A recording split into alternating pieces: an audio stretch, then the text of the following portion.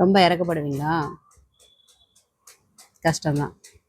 கடவுளாக இருந்தாலுமே கேட்குறது தான் கொடுப்பாருங்கிறது தான் நீதி. அதனால உங்கள் இறக்கம் வந்து நீங்கள் தானாக போய் எல்லா விஷயத்தையும் செஞ்சுட்டு ஐயோ அம்மம்மான்னு சொன்னால் அதுக்கு யாரும் எதுவும் செய்யவே முடியாது. அதனால உங்கள் இறக்க குணத்தை போட்டி போட்டு தூக்கி பத்திரமா பூட்டு போட்டி வச்சுட்டு ரியாலிட்டி என்ன, நடைமுறை என்ன, நமக்கு என்ன தேவை அப்படிங்கிறத யோசிங்க.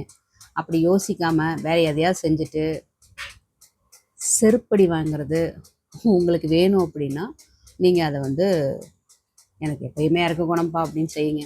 இன்னொன்று, இன்றைக்கி நீங்கள் எத்தனை பேர் மேலே நம்பிக்கை வச்சாலும் நம்மளுக்கு நம்மளுக்கு இவங்கெல்லாம் சொந்த பந்தம்ப்பா, நம்ம வந்து இப்படிலாம் இல்லைப்பா அப்படின்னா பார்த்து செய்யணும்ப்பா அப்படின்னு நினச்சாலும் நீங்கள் இறக்க குணம் படைச்சவங்கங்கிறதுனால உங்களை யூஸ் பண்ண மட்டும்தான் உங்களை சுற்றி இருக்கிறவங்க நினைப்பாங்களே ஒழிய உங்கள் மனசையும் உங்களையும் மனசார ஏற்றுக்கிட்டு நடத்தவே மாட்டாங்க. உங்களுக்கான ரெஸ்பெக்ட் அந்த இடத்துல சுத்தமாக இருக்காது. நீங்கள் ஒரு கிள்ளுக்கீரையாகவும் கருவேப்பிலை கொத்தாகவும் தான் இருப்பீங்க. சாப்பிட்றப்ப தூக்கி போட்டு போகிற மாதிரி உங்களை யூஸ் பண்ணிட்டு தூக்கி போட்டு போயிடுவாங்க. அதனால் உங்கள் இறக்க குணத்தால் உங்களை நீங்கள் அழிச்சிக்காதீங்க.